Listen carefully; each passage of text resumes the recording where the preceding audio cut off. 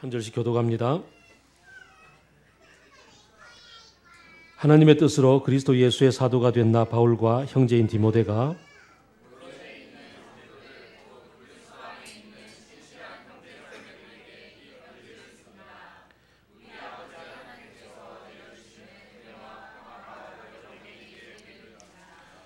우리는 여러분을 위하여 기도할 때에 항상 우리 주 예수 그리스도의 하나님을 아버지께 감사를 드립니다.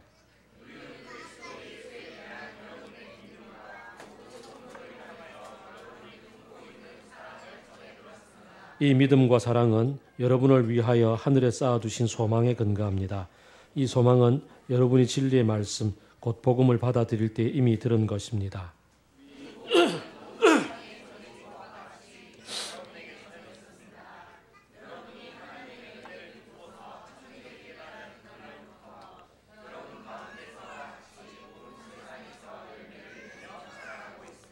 여러분은 하나님의 은혜를 우리와 함께 종이 된 사랑하는 에바브라에게 배웠습니다.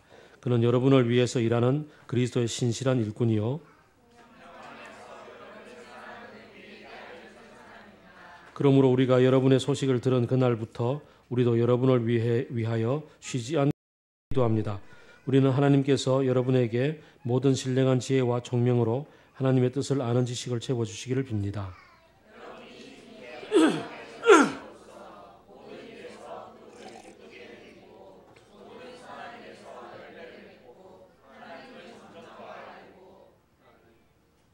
하나님의 영광의 권능에서 오는 모든 능력으로 강하게 되어 기쁨으로 끝까지 참고 견디기를 바랍니다.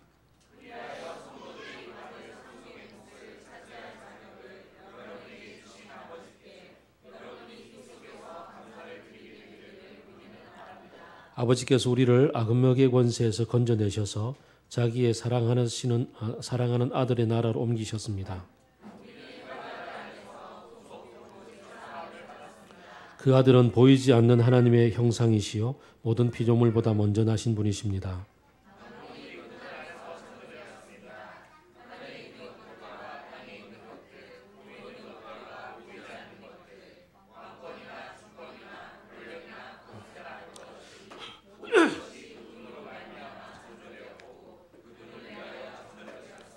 그분은 만물보다 먼저 계시고 만물은 그분 안에서 존속합니다.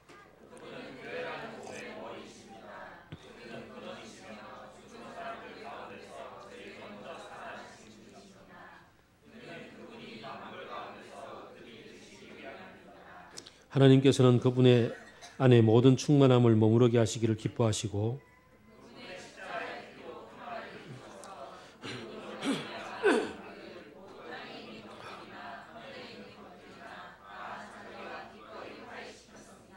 전에 여러분은 악한 일로 하나님을 멀리 떠나 있었고 마음으로 하나님과 원수가 되어 있었습니다.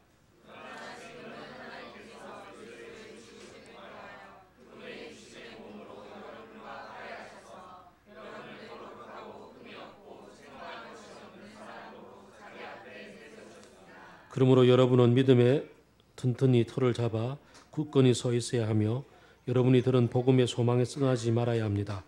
이 복음은 하늘 아래 있는 모든 피조물에게 전파되었으며 나 바울은 이 복음의 일꾼이 되었습니다. 아멘. 빌립보서를 묵상을 했고 내친 김에 바로 뒤에 있는 골로새서를 묵상을 하기로 했습니다. 원래 성경은 에베소서 다음에 골로새서가 있지만 자연의 법칙은 골로새서 다음에 에베소서가 있습니다. 이게 아재 개그라고 합니다. 무슨 뜻인지 모르죠. 골로새서 다음에 에베소서입니다. 아재 개그는 설명을 하면 개그가 아니잖아. 이해를 못하니까 설명해야 됩니까? 청춘 남녀가 골로새 해서 결혼하고 나면 에베소가 되잖아요.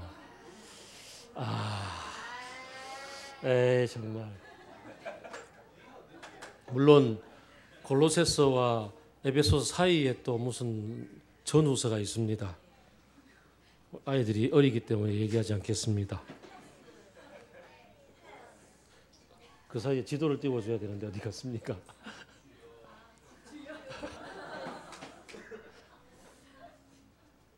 네, 나왔습니다. 여기가 이스라엘 지역이죠. 여기가 이집트고 여기가 터키 지방이고 우리 지난번에 빌립보가 여기 있었죠. 여기가 마케도니아 지역이고 여기가 로마 지역입니다. 지중해, 네, 여기가 흑해.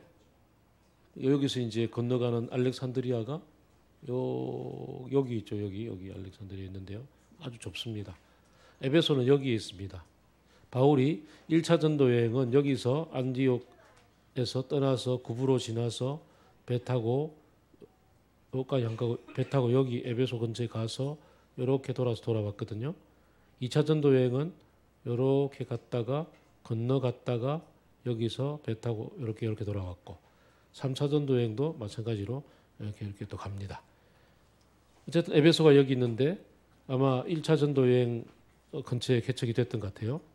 그리고 돌아왔는데 골로새는 에베소에서 조금 더 내륙으로 들어가면 요 안에 있습니다. 여기 골로새가 있는데 에베소에서 골로새로 직접 바울은 가지 않았습니다. 에베소를 지나서 돌아왔는데요. 배 타고 이렇게 딱 건너왔는데요. 이 에베소에 있는 에바브로라는 사람이 사랑하는 뭐 이런 뜻인데 에바브로라는 사람이 요 가서 원래 골로새 출신이 에베소 도시에 와서 유학을 했든지 뭘 했든지 하고 있다가 복음을 듣고서 골로새로 가서 복음을 전하고 거기에 교회를 개척했습니다. 그러니까 평신도 개척이죠. 아주 뛰어난 놀라운 그곳에 이제 복음이 전파되었다는 얘기를 듣고 바울이 다른 전도여행을 하다가 이제 아마 2차 전도여행이겠죠. 전도를 하다가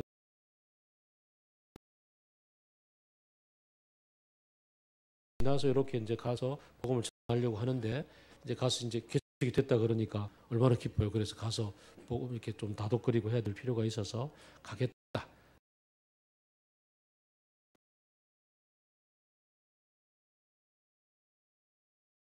바브로 편에다가 이제 편지를 보내는 거죠. 보내면서 이제 네가 가는 길이니까 아마 여기쯤 어디 있었겠죠. 그러면서 네가 가는 길이니까 에베소 갔다 갈 거니까 에베소에 편지를 한 장 전하고 가서 전해라 이렇게 이제 얘기를 한 거죠. 그래서 먼저 이 골로새서를 썼고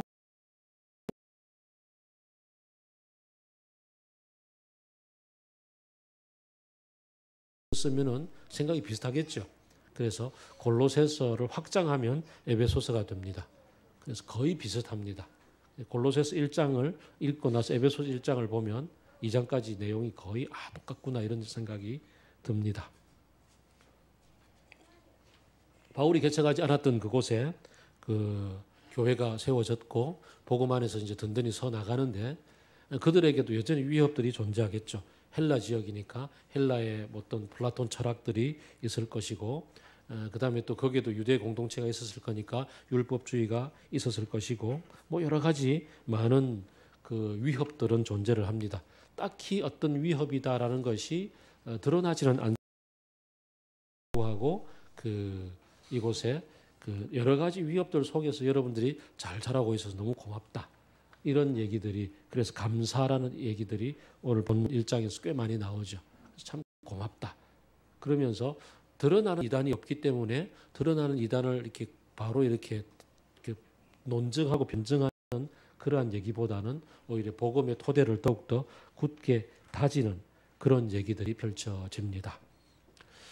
이 골로새 교회의 가장 유명한 한 사람이 있는데 아주 혁명적인 일들이 있었던 곳이 골로새인데요. 평신도가 개척을 했었고 성도가 개척을 했었고 그 다음에 또 그곳에 아주 놀라운 일이 있었는데 뒤에 보면은 바울이 편지를 하나 씁니다.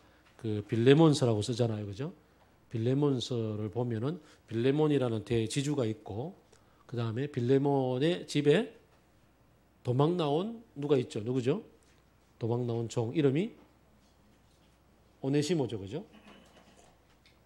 오네시모가 도망 나왔다가 에베소 쪽에서 이제 복음을 듣고 그리스도인이 되었고 그러고 나서 이제 바울에게 이제 추천장을 받아서 가죠, 도로 주인에게 가면서 오네시모 빌레몬에게 이제 청거를 이제 내가 복음에 낳았던 아들인데 얘를 네가 형제로 받아주기 바란다.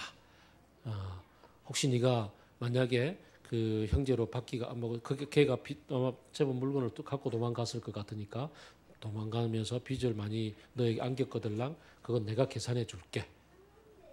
근데 내가 계산 충분히 해줄 수 있는데 가만 생각해 보면 너 나한테 복음의 빚진 거 알지? 뭐 그래도 계산해 달라면 계산해 줄게. 뭐 이러고 편지를 쓰는 게 빌레몬서입니다. 어쨌든 그 편지를 들고 이제 가는 그곳에 오늘 본문이 이제 있습니다. 바울은 언제나 자기 자신을 하나님의 뜻으로 그리스도 예수의 사도가 되었다라고 시작을 하죠. 하나님의 뜻으로 예수 그리스도의 사도가 된 자기 자신.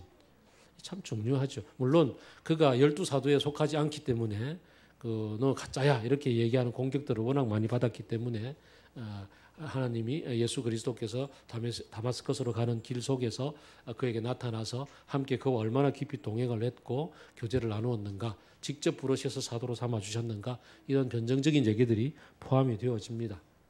그럼에도 불구하고 우리는 바울서 신서의 이 1장 1절을 만날 때마다 하나님의 뜻으로 부름을 받은 사도라고 얘기할 때 거기다가 나 자신의 이름을 한번 넣어보면 참 좋을 것 같습니다. 하나님의 뜻으로 그리스도 예수의 제자가 된 나 창환은, 이렇게. 그죠? 또 나 자신의 어떠한 소명을 넣어봐도 좋을 것 같아요. 하나님의 뜻으로 그리스도 예수의 부름을 받아 목사가 된 나 창환은. 혹은 또 여러분들 가운데 그 하나님의 뜻으로 그리스도 예수의 부름을 받아 이제 그 서인이의 엄마가 된 나 지영은, 이렇게 얘기할 수 있겠죠. 여러분 참 우리 자신에게 뭔가 하나님 앞에서 부름을 받은 뿌듯함과 또 내가 함부로 살면 안 되겠구나 이런 마음들이 찾아들 겁니다. 그러면서 이제 보내는데 나 바울과 형제인 디모데가, 바울은 디모데 후서를 보거나 다른 본문 보게 되면은 나의 영적인 아들이다 이렇게 많이 부르잖아요. 아들인 디모데 이렇게 부르는데 이 본문에서는 형제라고 부릅니다. 서로가 서로에게, 우리는 뭐 형제 자매 익숙한 단어라서 별 뜻 없이 그냥 전통적인 교회에서는 아무나 보면 집사님 이렇게 부르는 것처럼 우리 교회에서는 형제님 자매님 부르는구나 이렇게 생각할지 모르지만, 이곳에서는 이 영적으로 자기가 키웠고 자랐고 영적인 아들이라고 부르는 이 디모데에게조차도 형제라고 부르는 이 바울의 이 자기의 내려놓은 동일시 여김. 오늘 본문 뒤쪽에 보거나 에베소서에 보게 되면 그리스도 예수의 피로 말미암아 막힌 장벽이 허물어졌고 서로가 함께 깊이 교제를 나눌 수 있다라는 얘기가 실감 있게 다가오죠. 거기다가 아까 말씀드린 것처럼 오네시모 그 종이었던 자와 빌레몬 주인이었던 자가 함께, 지금 2절을 보게 되면 골로새에 있는 성도들 신실한 형제 자매들에게라고 얘기하잖아요. 같은 형제 자매로 부름을 받는 거예요. 종이었던 자와 실제로 종인 사람과 주인인 사람이 서로 형제요 자매로 부름을 호칭을 하는 거죠. 이건 엄청난 혁명이죠. 그 당시로서는 조용한 혁명입니다. 뭐 나가서 이렇게 뭐 그냥 프랑스 파리 대혁명, 뭐 그래서 뭐 레미제라블에 나오는 그런 놀라운 노래를 부르며 진군을 해 나가는 것도 또 때로 역사적으로 필요하지만, 교회가 할 수 있는 놀라운 일 가운데 하나는 조용한 혁명. 우리 가운데서 함께 형제요 자매요 서로를 맞이함으로, 참 정말 놀라운 얘기죠. 그런 얘기들이 이미 골로새 이 편지 1절 2절 가운데 이 작은 단어 가운데 숨어 있다는 것을 생각해 봅니다. 우리 일상 가운데 별것 아닌 것처럼 14년, 15년째 살고 있는 우리 맑은 물교 역사 가운데 별것 아닌 것처럼 우리는 행하고 있는데 가만 보면 놀랍고 혁명적인 것들이 꽤나 많이 있을 겁니다. 이런 것들을 우리는 차근차근 돌아보면 의미하며 그 다음에 음미하고 그것을 또 펼쳐내고 내게 익숙해진 그게 자연스럽게 다른 곳에 가서 또 드러날 때 그게 전도요, 그게 복음의 전파가 되는 거죠. 바울은 딱히 어떤 변정이 아니라 이 처음 가서 만날 이 사람들을 기쁨 가운데 이렇게 기대하면서 그들에게 복음의 핵심들을 차근차근 설명하는 게 골로새의 가장 기본적인 특징입니다. 그래서 3절 보니까 너무너무 기쁘다는 거죠. 여러분을 위하여 기도할 때에 나는 굉장히 기쁘다. 아버지 하나님 앞에 그저 고맙고 감사하다. 보는 것만으로도 감사하다. 내 옆에 당신이 있는 것만으로도 너무나 고맙고 감사하다. 그런 얘기들, 무엇보다도 감사의 마음으로 바라보고 있고, 또 여러분에게 복음이 전파되었고 여러분의 그 다음에 사랑과 믿음과 기타 모든 것들 듣고 나서 이 복음이 6절 여러분 가운데 세상에 전해진 것이 여러분에게 전파되어졌고 에바브로를 통했어요. 그리고는 온 세상처럼 여러분 가운데 열매를 맺고 자라고 있는 것에 나 주목해 봅니다 라고 얘기를 하죠. 자라고 있다는 것에 기뻐합니다. 사실 우리가 7년 이상을 같이 간 가정교회로 살다 보니까 그 사람의 그 집에 숟가락 몇 개 있는 것까지 다 알게 되는데요. 그러다 보면은 오래된 연인들처럼 오래된 연인들 뭐죠? 저녁이 되면은 아주 옛날 015B가 불렀던 노래 옛날 노래입니다. 여러분 태어나기도 전인지도 몰라요. 벌써 이런 게 이제 옛날 노래네, 그죠? 저녁이 되면은 습관적으로 전화를 하지. 그리고 서로의 안부를 묻곤 하지. 그리고 또 그 가사를 요즘도 거의 다 까먹었는데 의미는 그래요. 가끔씩 서로의 눈을 피해서 딴짓을 하기도 하지. 뭐 이렇게 가는 노래가 있습니다. 오래된 연인들. 그러다 보면 지겹고 그러다 보면 단점이 더 많이 보이죠. 그런데 바울은 물론 처음 만나는 것이긴 하겠지만 그럼에도 불구하고 이 사람들 속에서 믿음이 자라고 있다라는 것을 주목해 보고 있는 거죠.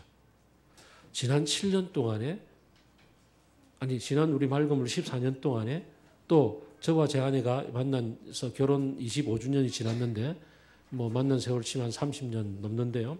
그 사이에 서로가 자라고 있다는 것.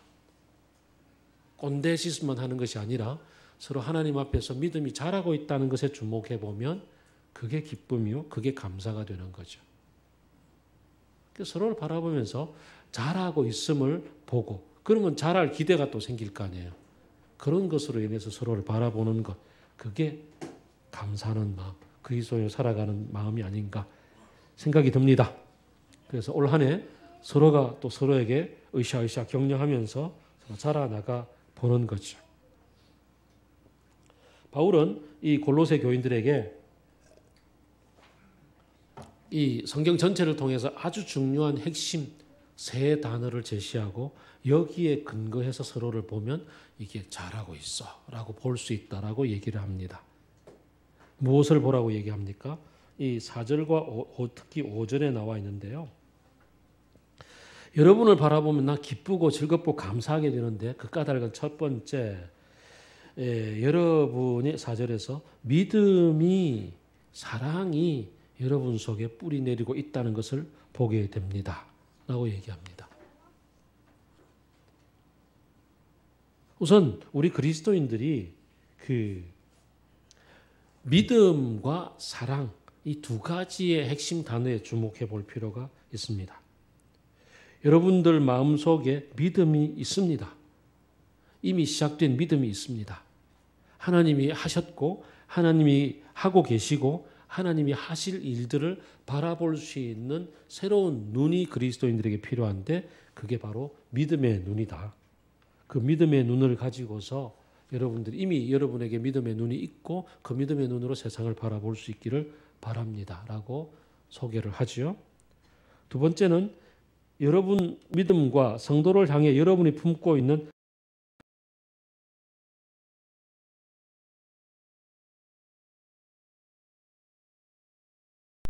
이 사랑은 요한 1서가 얘기하는 것처럼 우리 속에도 물론 사랑이 있습니다만은 우리의 사랑은 왜곡되고 비뚤어져 있는 사랑들이잖아요. 자기 중심성이 워낙 강하기 때문에 그것 때문에 내가 내 아이를 바라보아도 그 속에 내 화가 있고 내 분노가 있고 내 욕심이 있고 막 그렇게 엎어지는 게 그게 사랑인데 하나님께서 부어주신 사랑 하나님께서 나중에 우리 15절부터 20절에 보겠습니다마는 예수 그리스도를 통해서 우리에게 부어주신 그 사랑을 알아가고 그 사랑에 겨워서 그것 때문에 감격하고 그 사랑으로 다른 사람들을 바라보는 그 사랑이 우리들 속에 이미 시작이 되어져 있단 말이죠. 그러고 나면 믿음과 사랑이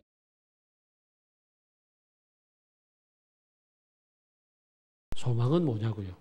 소망은 yes, I can 하고 올해 목표를 세우고 계획 세우고 달성할 수 있어 이렇게 가는 그게 소망이 아니라 믿음도 하나님이 시작하셨고 하나님이 하고 계시고 하나님이 하실 일들을 바라보는 내 눈이 믿음인 것처럼 하나님이 내게 부어주신 예수 그리스도를 통해서 부어주신 그 사랑을 알아차리고 그 사랑이 내 속에 가득 차 나가는 게 우리의 사랑의 능력이요 사랑의 이 품이 되는 것처럼 이 소망도 바로 하나님이 시작하셨고 그래서 하고 계시기 때문에 어디까지 하실지를 바라보는 그게 바로 소망이라는 겁니다. 이 소망은 믿음을 통해서 바라보게 되어져 있고 가질 수밖에 없습니다. 안 그러면 자기 소망, 자기 기대죠. 자기 희망이 되는 거고요. 하나님이 우리에게 믿음의 눈을 통해서 보여주시는 그것, 믿음을 통해서 상상하게 만드는 것. 그래서 우리 마르틴 루터 킹 목사님이 나에게 꿈이 있습니다. 이 조지니아의 붉은 언덕 위에 노예의 후손의 후손과 그다음에 주인의 후손의 후손이 함께 식탁에 앉아서 같이 밥을 먹는 오늘 이 오네시모와 빌레몬이 같이 밥을 먹는 이 형제 자매 되는 그 꿈이 있습니다라고 얘기할 수 있었던 것은 바로 믿음의 눈으로서 그리고 내 마음에 불타고 있는 이 하나님의 사랑을 가지고서 바라보니 그 소망이 생기는 거죠. 우리가 2019년도를 시작하면서 우리에게 이미 하나님께서 믿음을 주셨고 이미 사랑의 씨를 심어주셨고 그러므로 우리가 눈을 떠서 새해를 희망을 할 때 계획 세우고 바라볼 때 바로 주님이 어디까지 우리를 이끌어 가실지 주님의 나라가 어디까지 펼쳐질지 그것을 바라보는 그 소망을 갖는 것 그게 중요하겠다 생각이 듭니다.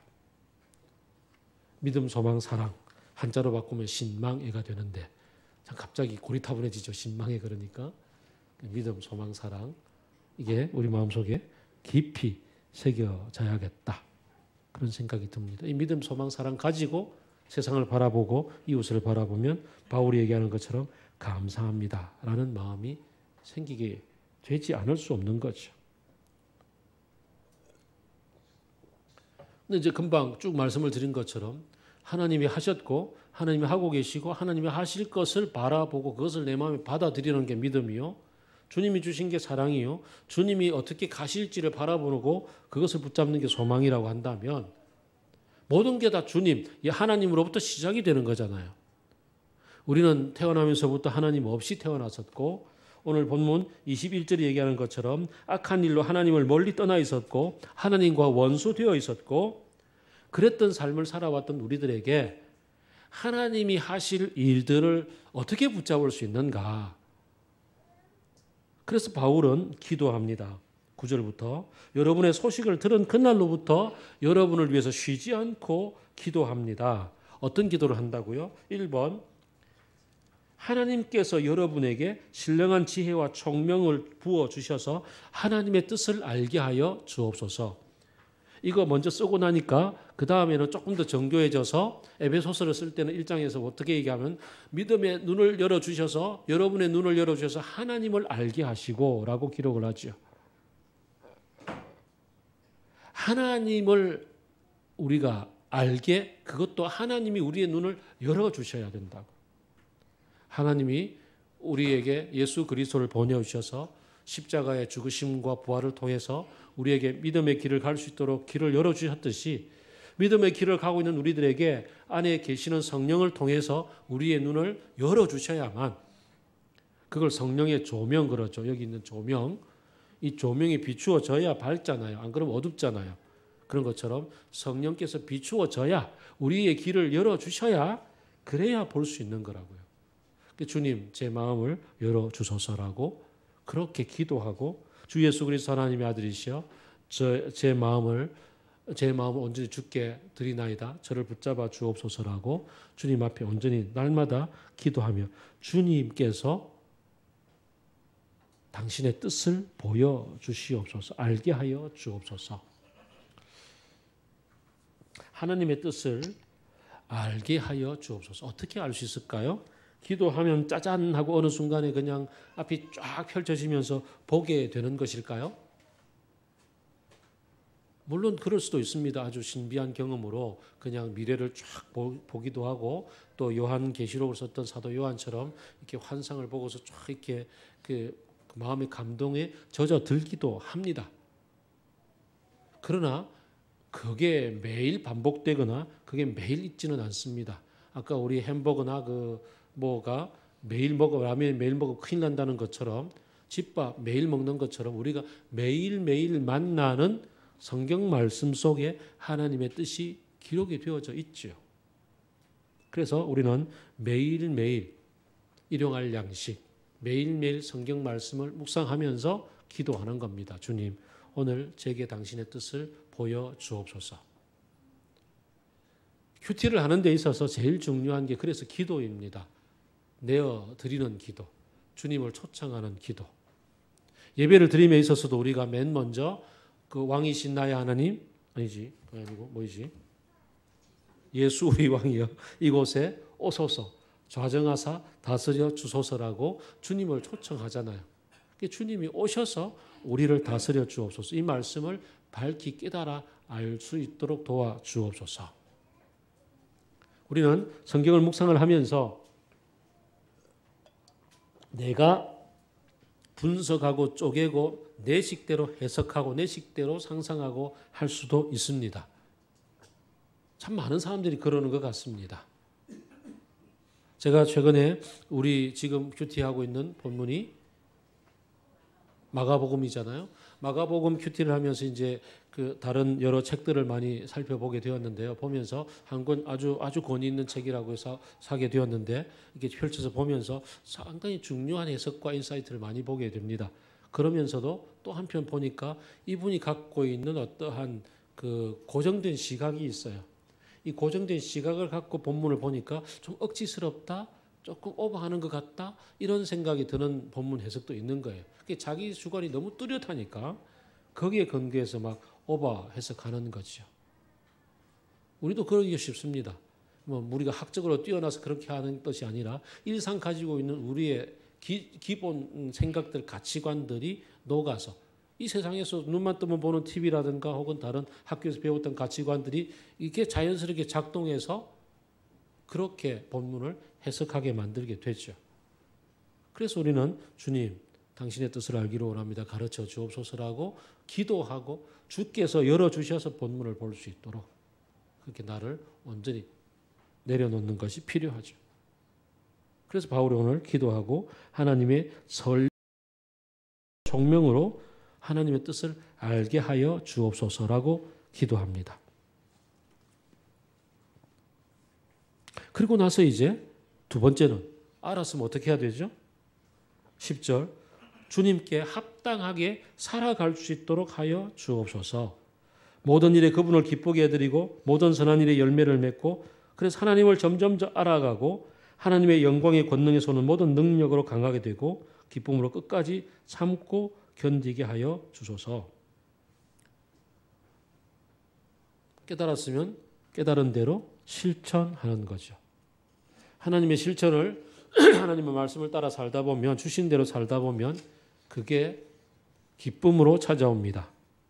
그리고 선한 열매가 주렁주렁 맺힌다고 얘기하고 실천할 때에 비로소 하나님을 더 많이 알아가게 된다고 얘기합니다. 머릿속으로 아는 것이 아니라 삶으로 말씀을 살아갈 때 하나님을 알게 되고 그러다 보면 하나님의 능력으로 나 자신이 점점점 업그레이드가 되어져서 이제는 오직 하나님 외적인 환경에도 흔들리지 않고 어떠한 외적인 어떤 그 뭐 이렇게 푹 찔러 올 때에 거기에 일희일비하지 않고 그럴 때 견딜 수 있는 내공이 생긴다는 얘기죠. 많은 성도들 중에서 보면 조그마한 일만 나도 목사님하고 막 전화하기도 하고 막 뭐 목자님하고 전화하기도 하고 막 그러는데 이제는 이게 실천하고 하나님 알아가다 보면 조금씩 내 속에 내공이 쌓여서 그냥 하나님의 뜻 가운데서 견딜 수 있게 되는 것들을 만나게 된다는 얘기죠. 그렇게 되면 12절에 얘기하는 것처럼 하나님 앞에 기쁘나 어려우나 힘드나 모든 일에 그저 감사하게 된다는 얘기. 근데 이제 이 말씀 속에 하나님을 알아가게 하여 주옵소서라고 얘기하는데 특별히 중요한 게 있어요. 하나님은 영이시기 때문에 눈에 보이지 않고 그래서 우리가 하나님의 뜻을 아는 것에 있어서도 상당히 이렇게 그 뭔가 제한이 되는데 그걸 위해서 우리에게 당신께서 당신의 아들을 직접 보내주셨잖아요. 인간의 몸을 입고 우리와 똑같은 인간으로 보내주셨으나 그분은 하나님이시고 하나님의 아들이시고 하나님의 형상이시란 말이죠. 그래서 15절부터 하나님의 형상이신 예수 그리스도를 소개합니다. 형상. 하나님의 형상 그러면 창세기 1장이 생각나죠? 하나님께서 태초에 인간을 지으실 때 하나님의 형상으로 지으셨다 그랬습니다. 하나님의 형상이신 예수 그리스도, 하나님의 형상인 인간. 그러니 예수 그리스도를 보면 나를 알 수 있고 예수 그리스도를 보면 하나님을 알 수가 있는 거죠. 그래서 예수 그리스도를 우리가 특별히 복음서를 사랑하는 이유가 그렇습니다. 예수 그리스도의 행적이 복음서잖아요. 그래서 보니까 시심 큐티도 보니까 꼭 1년 단위로 1월 1일이면 복음서를 묵상하도록 그렇게 하는 것 같아요. 마태복음, 지난 작년에 누가복음, 그다음에 올해 마가복음. 이렇게 복음서 가운데서 하는 예수 그리스도를 쭉 이렇게 따라가다 보면 그분께서 인간의 몸을 입고 우리에게 보이는 존재로 우리가 똑같은 성정을 가지고서 살아가시는 그 모습 가운데 타락하고 삐뚤어지고 어그러진 이 세대 속에서 온전한 하나님의 형상으로 살아가는 게 뭔지 그걸 제대로 보여주시는 따라가다 보면 하고 그렇게 나도 같이 비슷하게 아니 그냥 똑같이 닮아가게 되는 거죠. 그래서 복음서 묵상이 더 중요한 것 같아요. 복음서를 상상해보고 장면 속으로 들어가보고 따라가보고 예수님이 하시고 느끼시고 말씀하시는 그걸 알아차려보고 그런 시간들이 참 중요하겠다. 두 번째는요. 또 뭐죠? 예수님이 오늘 본문에서 그 모든 피조물보다 먼저 나신 자 이게 설명이 꽤 길어요. 이건 뭐 약간의 그 당시 초대교회 찬송 같아요. 15절부터 20절까지가 초대 그 시간에 막 압축해서 불렀던 찬송 같은데 이 얘기만 해도 한 3, 4주 설교해야 되니까 15절부터 20절까지를 그래서 뛰어넘고 그 가운데 중요한 단어 보면 18절 교회라는 몸의 머리 되셨습니다.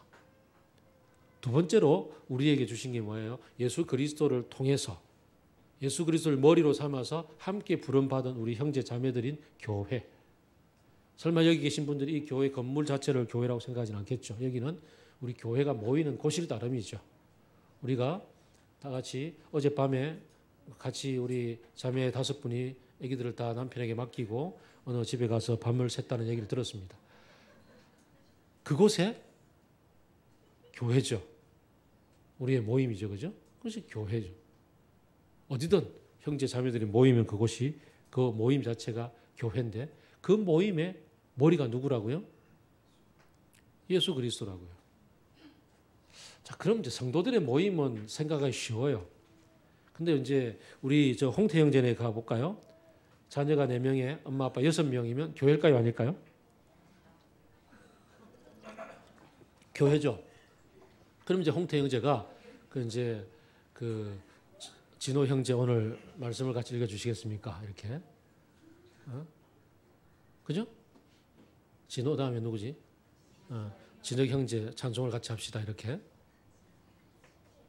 내 아이에게 형제 자매라고 불러보면 오늘 제 주보에 하주원 자매, 하주희 자매 적었더니 참 기분이 묘하더라고. 그것처럼 내 아이를 형제 자매로 부를 수 있고 내 남편과 아내를 형제 자매로 이렇게 같이 대하게 될 때 거기에 무슨 남성 우월주의가 들어가며 거기에 무슨 어떤 페미니즘의 그 극단적인 페미니스트의 어떤 얘기들이 들어가겠습니까? 이미 그 속에 하나님이 창조하신 이 사랑의 공동체 형성되어져 있는데 그리고 부부 사이에도 연인 사이에도 우리의 머리가 누구라고? 예수 그리스도라고. 그러다 보면 이게 참 어디를 바라보며 나아가야 되는 관계인지를 잘 보게 됩니다. 그리고 서로가 서로를 바라보면서 믿음이 자라고 있음. 그리고 소망, 그리고 사랑이 자라고 있음에 대해서 바라보면서 하나님을 알아차리는 거죠. 그래서 보네퍼가 그 신도의 공동생활에서 쓰기를 그렇게 썼어요. 예수 그리스도께서 우리의 중보자가 되셔서 하나님과 우리 사이를 이어주셨습니다. 예수 그리스도가 그렇게 하셨듯이 이제는 나의 형제 중 한 분이 나와 우리 하나님 사이를 연결해 주셔서 중보자가 되십니다. 그래서 형제 자매와의 관계 속에서 서로가 서로에게 하나님으로 나아가는 중보자가 되는 관계를 만나면서 그 속에서 하나님의 뜻을 알아가고 하나님을 만나가는 겁니다.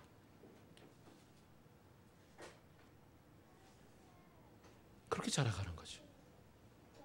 이게 믿음이 자라나가는 길입니다. 그렇게 해서 이제 함께 그 예수 그리스도 안에서 자라나가는데 이게 어디로 이어지느냐면 21절, 23절인데요. 이 모든 것을 통해서 주목해 봐야 되는 것은 나 자신입니다.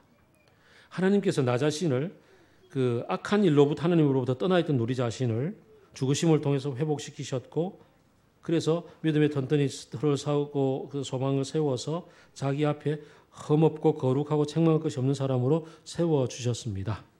이것을 우리를 통해서 시작하셔서 다시 15절에서 18절 얘기하는 것처럼 그 17절 얘기하는 것처럼 나를 통해서 시작된 이 얘기가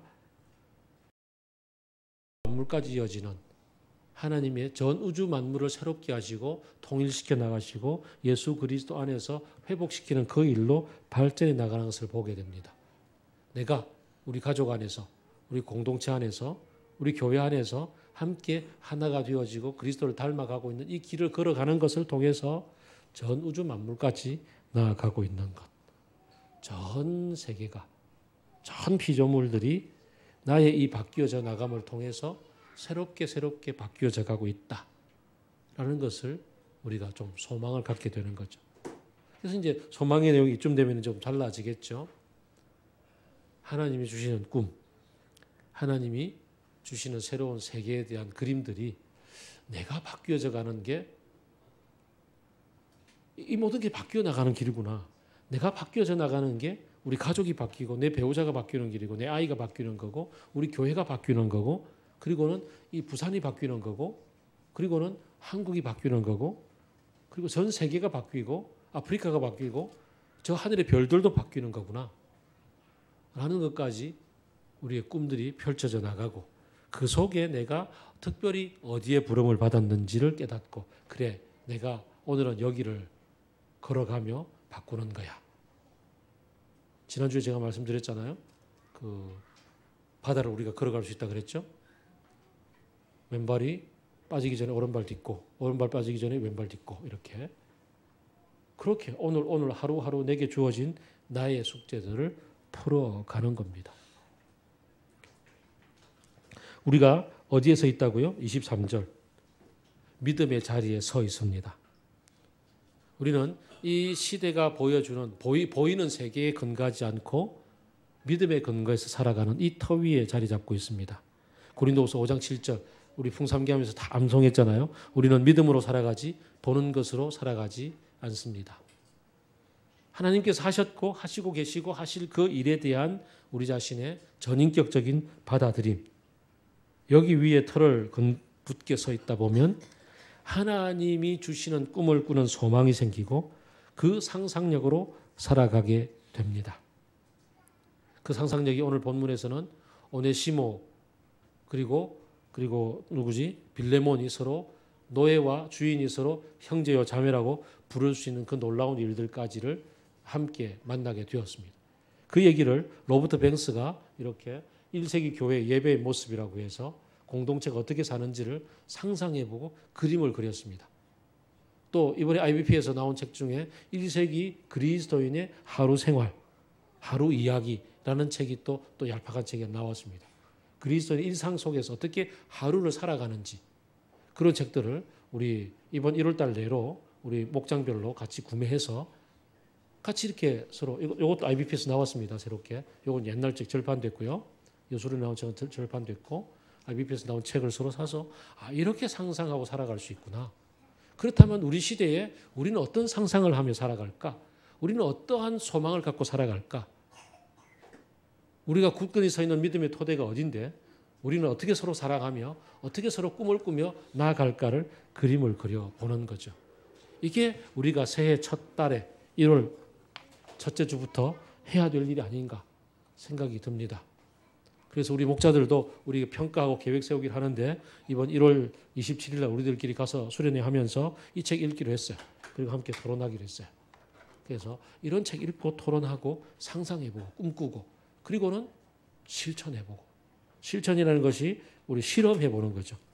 우리의 삶 속에 실험해보고 그리고 또 고쳐나가고 그러다 보면 우리를 통해서 하나님께서 전 우주 만물까지 바꿔가는 놀라운 일들이 펼쳐지는 겁니다. 새해 첫 주 예배를 드리면서 우리가 어디 위에 서 있는지 내가 선 자리가 어디인지 하나님께서 하셨고 하시고 계시고 하실 그 일인 그것을 받아들이는 믿음의 터전 위에 서 있으며 하나님이 우리에게 이미 부어주셨던 그 사랑의 동력을 붙잡고서 그리고 주께서 부어주시는 성령을 통해서 우리의 눈을 열어주셔서 보여주시는 그 꿈을 붙잡고 그 소망을 붙잡고 그렇게 나아가려고 하는지 아니면 조금 뭔가 거기에 불순물이 섞여 있는지 그런 것들을 좀 분별하고 함께 기도하는 시간을 갖겠습니다. 같이 기도하겠습니다.